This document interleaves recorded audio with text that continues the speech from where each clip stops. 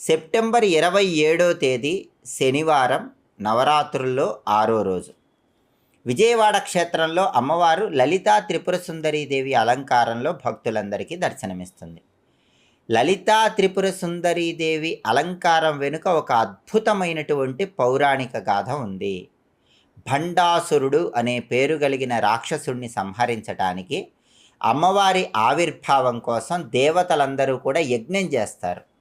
ఆ యజ్ఞగుండం నుంచి, ఆ హోమగుండం నుంచి లలితాదేవి ఆవిర్భవించి భండాసురుడనే రాక్షసుణ్ణి సంహరించిందని బ్రహ్మాండ పురాణంలో చెప్పారు. అందుకే అమ్మవారిని చిదగ్నిగుండ సంభూత అనే పేరుతో పిలుస్తారు. చిదగ్ని అనే పేరు కలిగిన అగ్నిగుండం నుంచి అమ్మవారు ఆవిర్భవించింది అని అర్థం. దీనిలో అమ్మవారిచ్చే సందేశాన్ని మనం తెలుసుకోవాలి.